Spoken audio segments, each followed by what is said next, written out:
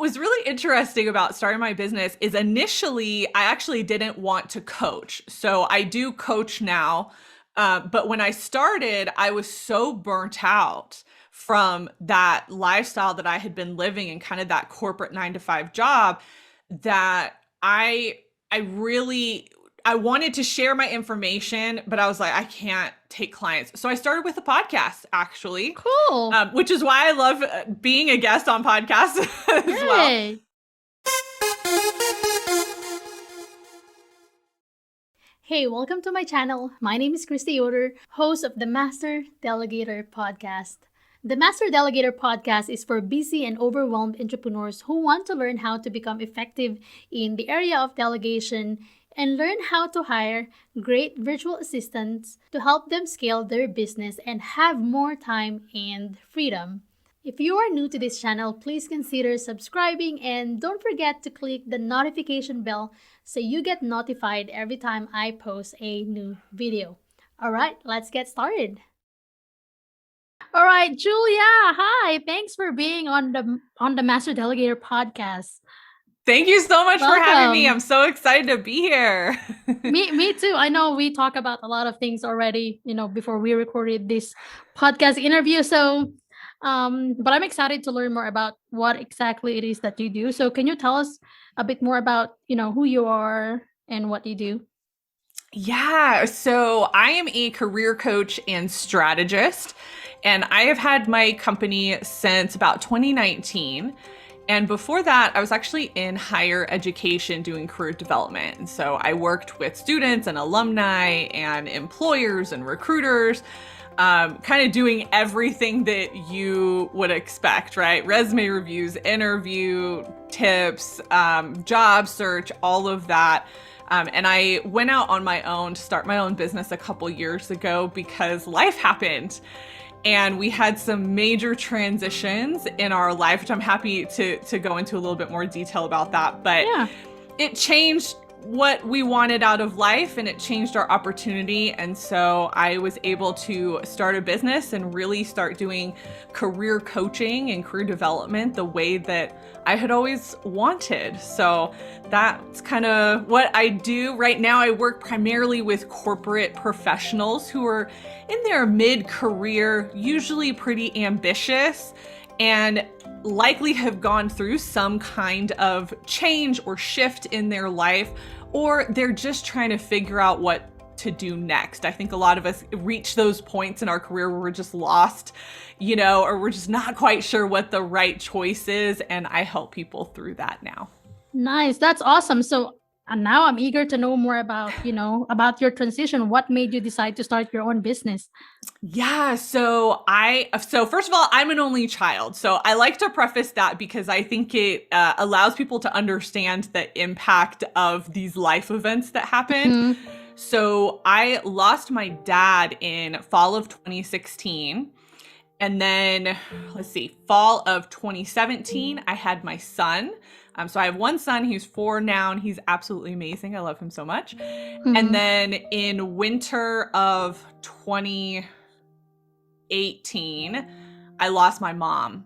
Oh, So in the sorry to hear span of about that. thank you, in the span of about a year and a half, we had 3 really Major events. big life events happen. Yeah. And as an only child, losing both of my parents and then also becoming a mom, I was like, what is happening right now? It was a lot to manage. And I was working full time at that time. I was running a department and I was doing everything, right? So I was managing my parents' estate, which for anybody who has had to do that before is extremely time consuming. I had to clean out their house. I mean, it was a lot. It was a lot of stuff to do. And thankfully my community at that time was amazing and, came in and helped and all of that. I had a baby and I've tried to learn how to be a mom and my mom wasn't there anymore, Yeah. it was a lot. And so I continued to work. You know what? This is making me teary. But I'll let you go ahead and tell your story. I used to, when I would tell it early on, I used to get that. It used to make me really emotional. Now I've told it so, I've told it so much I know, yeah. that it almost sounds like I don't have any emotion toward it, but I almost have to be able to continuously talk about it. Yeah. But I continued working for a while. And I was even looking to make some career shifts at that time because I just wanted something different in my career. And then the opportunity for me to actually take a break and stay at home with my son presented itself.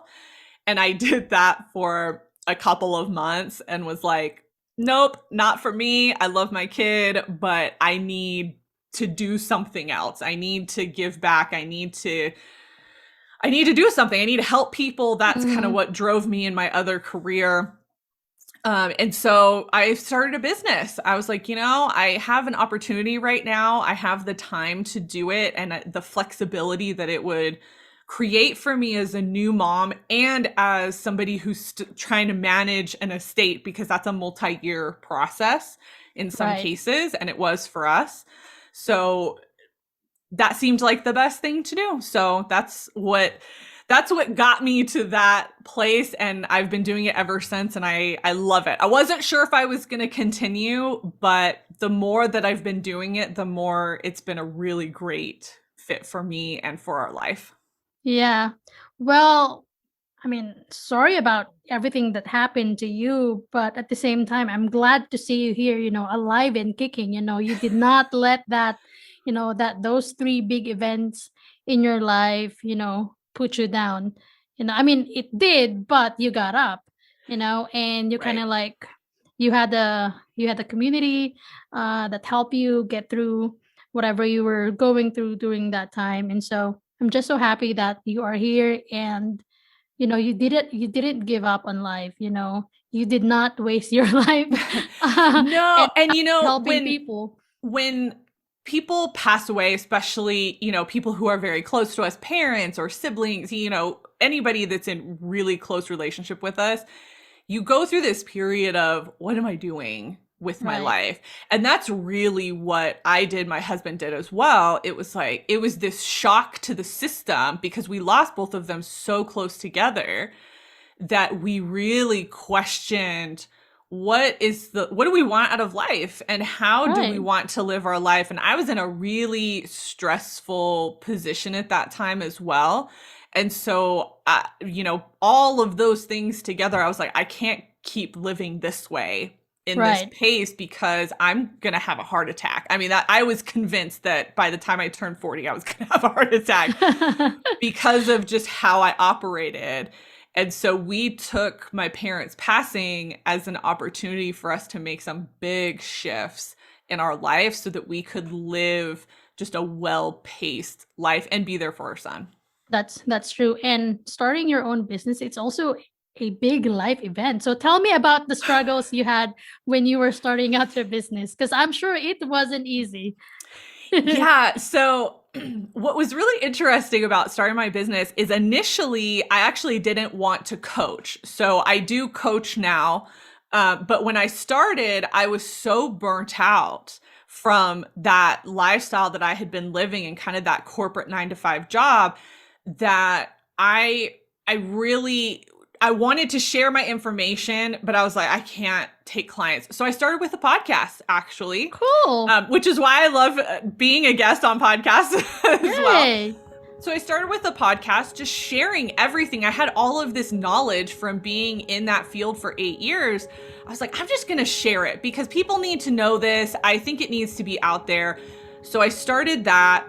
From there, I started creating digital products because my background before that was graphic design and marketing. And so I have a skill set that I knew I could utilize without having to outsource. And so I utilized that. I created a lot of digital content. Most of it is free, actually, on my website. And then I transitioned into courses because at the heart of what I do, I'm a teacher. And I come from higher education, so I wasn't a professor, but I did teach quite a bit in what we were doing. And then finally, after clients coming to me and saying, no, I want coaching, I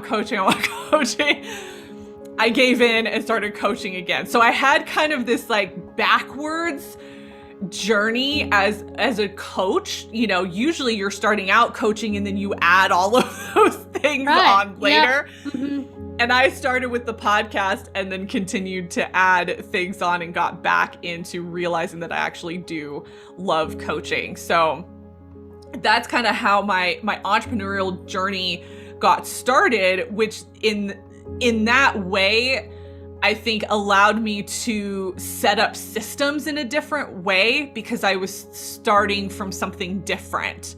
Right. And so there was some advantage to that. But yeah, so that's a little bit of like how my business got started right in the beginning. That's really cool. I love that you started with, a podcast because it's a great way to have to boost your brand awareness and to have visibility, especially if you're gonna sell digital products and also online courses. So at least you already have the platform to do, to sell your products. So tell me about your course on LinkedIn. So you have like 4,000 learners, on LinkedIn. It's at like 5,000 now. 5,000 now. Wow. Yeah. So tell me about that course and who are those people taking those courses? I wish I knew.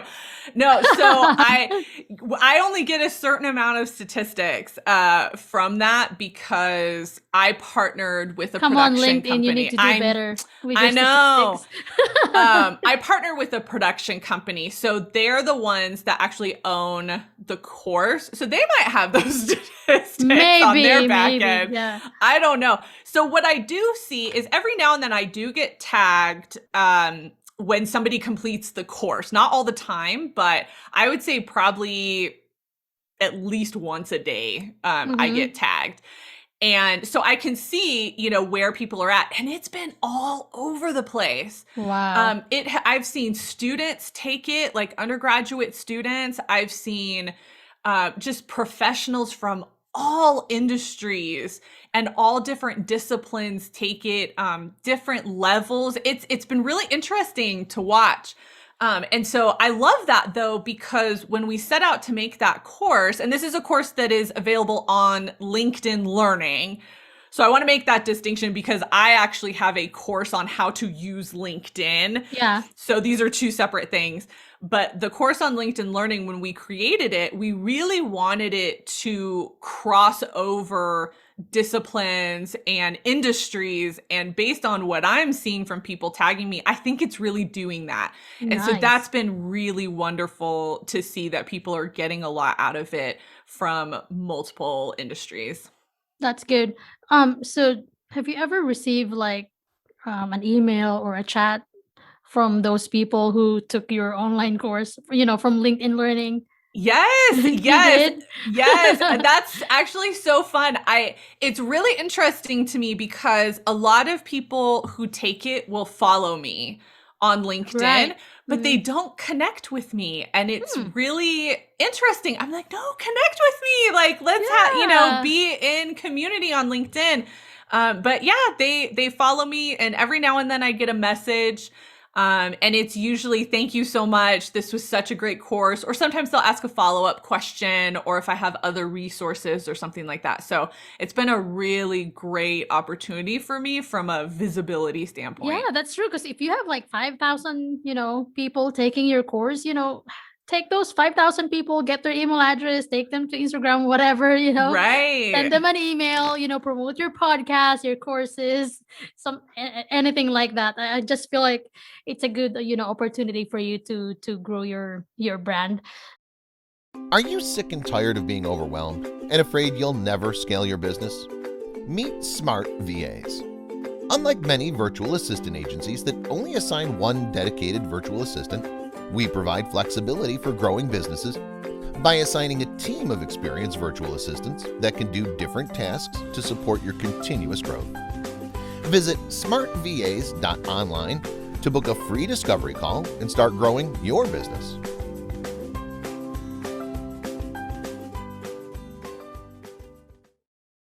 Tell me the strategies that you put in place in order to grow your business? Because you're doing this full time, and Mm-hmm. I'm sure you're not gonna do this full time if you're not getting something out from it, money wise. So what are the strategies you put in place? I remember you mentioned earlier that you put systems in place to kind of help you Mm-hmm.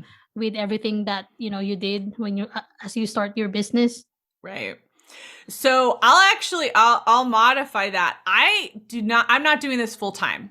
Okay. I feel like I'm probably putting in more part-time hours depending on if I'm launching something or not, or if I'm building something. So if I'm building a course or something like that, then I do tend to work full-time hours. But for the most part, one of the things that we wanted in that life transition was to really slow down. I am very much a high achiever. I am somebody that will work 10 hours a day if given the option, kid or not. And so because of that, I actually had to train myself, and I'm still working on it, to slow down and to pull back. And so because of that, I actually feel like my business is not as far along as I think it could be had I really gone full force with it in the beginning.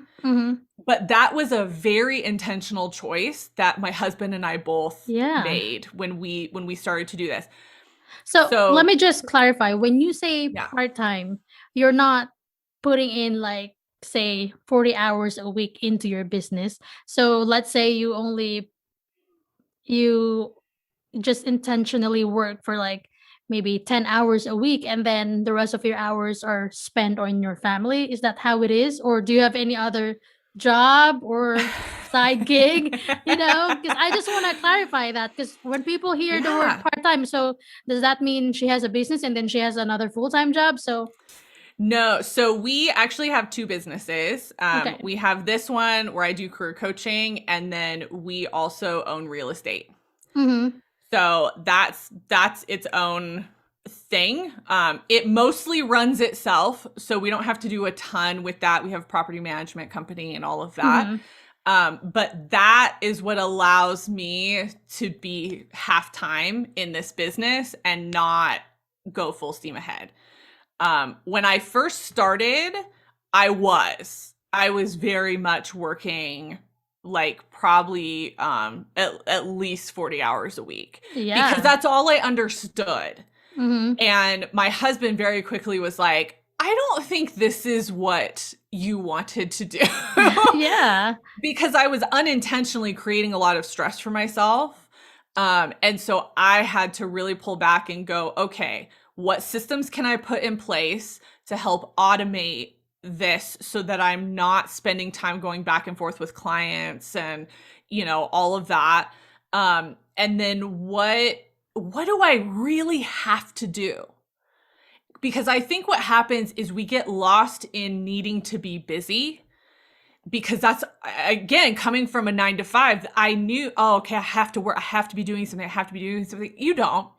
If you get done what you need to get done, then it's done, and go live your life, and that doesn't mean that throughout the day, I'm probably working 20, 25 hours a week on average, but it's also spread out throughout the day. So I'm not down in my office, huddled over the computer. I'm on my phone, because I can do so much from my phone. I can check messages. I can be on LinkedIn. I can respond to emails, so there's a lot that happens fluidly within the day. And that's how I like it. Some people are very like, I work these hours and that's it. I'm not like that. I'm a little bit more fluid with my time. If I'm doing a project, if I'm, creating a product or something like that, I actually will work more to just get it out and get it done. But yeah, that's kind of the balance that we have right now. Yeah, that's cool. And you know what? I feel like, personally, my goal is to not work 40 hours a week, in my business. But as far as I can tell, I think I'm only working like maybe, let's say, 30 plus hours, because I don't really work from 8 to 5. I take breaks, I play with my puppy. So I don't really work the whole day. And so I think that's the ultimate goal of a lot of business owners, to not work, you know, in or on their business, Mm-hmm. because we all want that freedom and flexibility, right? Like Right. I, you know what, I see myself, being detached from my business and just let my team members, do the job. and and as for me, I'll probably just, meet with a few clients, or think of ways to grow the business even more and hire more Mm-hmm. people, to do the job, and it's not being lazy, it's being Efficient. wise, efficient. Yes, especially, like, well, I don't have kids right now, but in the future, eventually we're gonna have kids, and so it's like I'm preparing myself to be that person I want to be in the future, when we have kids. Right. And so, that's why I totally understand, what you mentioned, slowing down, training yourself to slow down. And I kind of Mm-hmm. want to talk a bit more about that, because I think business owners, they don't know how to slow down. So how do you? Okay, I know you're It not was perfect hard. area yet, but at least tell us how you slow down, how you train yourself. It's been a journey. It has been a journey. When the pandemic started, I actually saw that as an opportunity for me to go really hard. I was like, everybody's home, we're not going anywhere. So I actually moved my computer upstairs into like kind of our family room dining area, because I was like, well, I'm going to take this opportunity to like really go hard, because I saw opportunity within the pandemic to help people through, how do you work from home? How do you do all this? Whatever. And I was like, I still want to be there with my family. And so I remember, like, I was working at that point probably 8 to 10 hours, because I was like, oh, I'm sitting here, I see everybody. So I'm here, but I wasn't really there. And I burnt out from that pretty quickly. And honestly, this has been a multi-year journey of trial and error with scheduling, and what hours work best for me, what hours work best for my kid, my husband, like how do we want our days to function? How much do I want to work? How much do I not want to work? And it's been a combination of, okay, from the podcast and client meetings are probably the things that are the most scheduled, because they're time sensitive. Right. So those take priority, and so I always have that chunked out. Everything else, it's a combination of, okay, what do we want to do this week as a family, or what needs to happen, and then how can I also balance that with work? And oh, I really need to put in a couple extra hours here because I'm creating this, or I need to do social media, or I need to do whatever. And so it's been a combination of open communication with my husband around what our schedule looks like. And actually, for him, he's been really great at holding me accountable. And he will say, it seems like you're putting a lot into this week. Are you sure that that's what you want to do? Because what he was tired of was me going hard for like 2 or 3 days, working like 10 hours plus. And then I crashed for a day and I was like non-existent. Yeah. And he was like, we're not, no. He's like, we're not doing that. Well, I'm glad that you have your husband to keep you accountable. If you don't mind me asking, what does he do? So he's a stay-at-home dad right now. I see. So he helps you with the business, with the real estate as well. Right, right. And so he manages that, and then he has been kind of the primary caregiver for Carter since we moved. We moved to Utah a couple years ago. Yeah, Carter's my son. Yeah, and so because of that, like, we're trying to find this balance. He does help me in my business too. He does some of my podcast editing. So.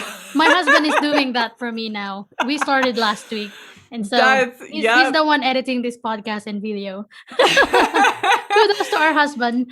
Yes. Well, and like, even that was really helpful, because my husband was like, I wanted, how can I help you? What can I do? And I was like, please edit this. Like, please do, captioning. I hate doing captioning. And so, but I value it. I think it's something we need to be doing when we're doing video podcast. And so I'm like, yes, do it, And so yeah, he's been really great, but it's been a lot of him holding me accountable, but then me looking at like the year, the quarter, the month, the week, the day, and going, okay, am I balancing my time well? And so even from a project standpoint, where I used to do like, okay, this week I'm going to work 8 to 10 hours a day and I'm going to get this project done, I won't do that anymore. I will force myself to break a project into smaller chunks and go, okay, I'm pretty sure I can do this chunk in 2 hours. And usually about 3 hours is my max per day if I'm doing a project of some kind. I try to make it the max. It kind of depends on how it's going, but I'll chunk it out and go, okay, this is what I'm going to do during this time, and then this day I'm going to do this. And that helps. It helps me stay on track with what needs to get done, and I space it out. So I work backwards from whatever my launch day is. Yeah, that's true. And you don't have to like put pressure on yourself, like, oh, I have to get this done by this date, and then you're like overwhelmed with whatever it is that you're going to do. So if I may ask, like, what is your definition of slowing down? It's not like literally like walking slow, like walking on the moon, right? So what is slowing down to you? So for me, it was learning how to rest. Okay. And it was understanding what rest is, which I'll be honest, I still struggle with that. It's learning to not shame myself when I want to read a book, or I want to watch a movie, or I want to watch a show, or I want to go to Target. I mean, those were things that I was like, oh no, you got, you need to work. You do that. You can't go walk around Target for an hour. It's like, I can. And it feels nice sometimes to just walk around Target for an hour. And so I really, I had to stop the internal shame talk that I think I was giving myself around what rest is. I'm one of those people where you were always going, and if you weren't doing something, it's like, well, why aren't you doing something? Like it was a negative to just sit. Yeah, and exactly. Be. And so I'm learning that still. Now it's helpful because I do have a 4-year-old, and so he always wants to play. Yep. And so I make that time as well. So I balance time with him, time with us as a family, and then time for myself. And that's usually reading for the most part. Or, sometimes I'm scrolling social media, and I've given myself permission to do that as well. Exactly. I love what you said about resting and giving yourself permission to do whatever it is that you want to do. I think it's important for us business owners to slow down. We live in a very competitive world right now that, if you hustle hard, then they celebrate that. Oh, go hustle hard. But if you rest, if you slow down, they're like, what are you doing? Like, don't you have business to attend to? Don't you have like team members to lead? And they forget that, no, it's not how it's supposed to be. We also need to look after ourselves, because if we're not healthy, if we don't have enough energy that we need to run our business, then what's going to happen? We won't be able to function well. And I also like what you said about not internally shaming yourself, because you know what, that is so true. There was one time I took a vacation, and I was like, oh, I'm on vacation for a week, and I'm like, is this right? Because my team members are like working hard, and here I am. I'm having a vacation. I'm like on a beach, and my team members are like putting out fires, and I'm like, and so I talked to myself, like I said to myself, no, it's okay. If your team members need rest, you're gonna allow them to do that as well. If they need vacation, they can take their vacation. So it's important to not shame ourselves and to not feel guilty about resting, because that is very important. Self-care is important. And I think resting or even going to Target, it's something that we should celebrate, because sometimes, even if you don't go to Target, even if you just go outside the house and walk for 10-15 minutes, Hey. it's good for your mental health. It's so funny because 2 days ago I posted a reel on Instagram. My dog, I said on the title that my puppy was taking me out for a walk outside for my mental health, which is so true because without my puppy I wouldn't be able to like walk outside. It's kind of like Yeah. it's like my accountability partner when it comes to taking a walk outside, because without my puppy I wouldn't go outside. There's no reason for me to Right. to go outside and walk, especially here in Ohio. It's super freaking cold, so nobody wants to go out. So Yeah, yeah, same in Utah. I mean, our dog, we have a dog also, and that's how we all get out is she needs to go yeah. out and run around the yard and somebody has to be there with her. So, Yeah, that's true. Okay, so we are running over time, but I still want to ask this question. okay. What are the systems you learned, to put in place in order to help you in your business? Can you name like like tools or people? Yeah. So, okay. So, an email client, I use ConvertKit. And what's been interesting is some of these products have shifted since I started using them. And so I'm utilizing some different strategies because of that. So I started with ConvertKit right at the beginning because I like the analytics and all of that. And over the last couple of years, they've added paid options. So I do all of my paid digital products through them, and that has been awesome. It's Cool. so easy. It's so great. And then I also use Kajabi. So I have my website on WordPress, and I have everything connected to ConvertKit. And then I also have a Kajabi site, and that is primarily for all my coaching and courses. So I keep those things actually separated. And that was at the suggestion of my IT guy. And he was like, Kajabi can do all of this. Like, it's worth what you're paying for it. Yep. So keep those things separate. So those are probably the two. And I used to use Samcart. But when I got Kajabi and when ConvertKit added being able to do paid products, I got rid of Samcart. So ConvertKit and Kajabi are kind of the two main ones outside of like my website and all of that.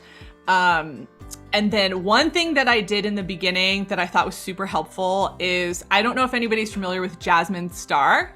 Yeah. But okay, so she has a program called Social Curator. And I'm not getting paid to say, I actually don't use it anymore, but I used it for 2 years when I was trying to establish my voice in social media, and I was just having a hard time with content and all of that, and I just needed extra stuff. Her program, Social Curator, was amazing for that. And it took a lot of the just thinking and guesswork. And so when we talk about like, okay, I don't want to work 40 hours a week, I don't want to come up with full-blown captions every time that I'm putting social media together. So that was super helpful. I used it for 2 years, and then finally got the hang of it for myself and found my voice. And so this year is actually the first year that I'm not signed on to it because I actually don't need it anymore. I moved on from it and I feel good.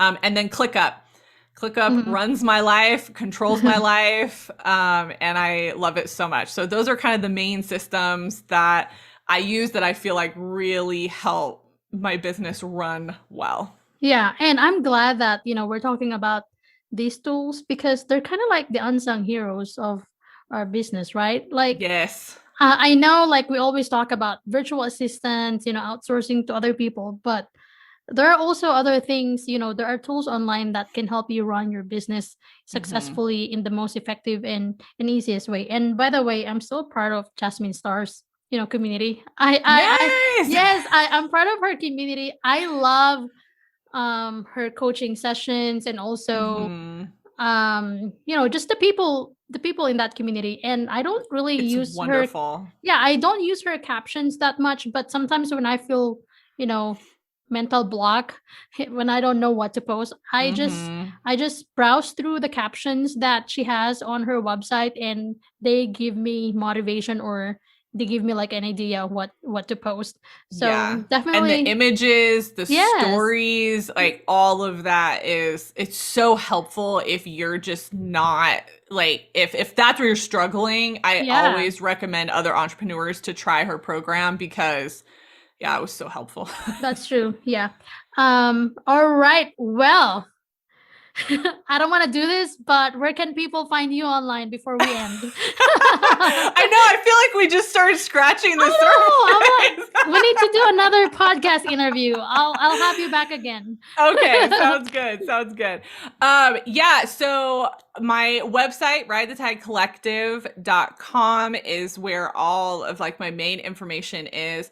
I am actually hanging out on LinkedIn these days. It's so funny, just yesterday at the time of this recording, I posted to Instagram saying that I'm actually suspending my use of Instagram for the time being. I know. Why? That's a whole podcast in and of itself. Okay. I'm just the Cliffs Notes version. I'm not seeing the ROI from Mm, Instagram with the amount of work and time that I had been putting into it. And I'm seeing the return on LinkedIn because I'm a career coach. So yeah, LinkedIn yeah. really makes more sense for me. That's where I get messaged the most and I get the most outreach. And then by referral. And I have other places for that. And so it's like, I have to put my time and energy where I'm getting the ROI, and it hasn't been on Instagram recently. Yes, yeah. So, And you know what? I am active on LinkedIn as well. I just sent you a connection. I didn't just follow you. I sent you a connection. yes. And so LinkedIn, it's one of our top lead generator. I mean, I we get leads from Instagram as well.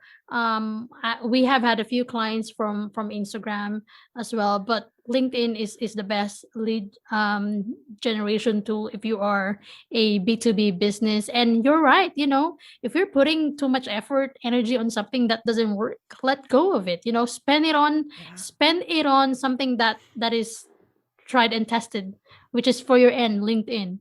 Right. Right. Okay. And that links together with the slowing down, prioritizing, and not doing things because you think that that's what you have to do. It's Yeah, doing the things that work. And that is really my philosophy in my business right now. exactly. Well, good job. Well, thank you so much for your time, Julia. Thank you for having me, Chrissy. This was so much fun. Yeah.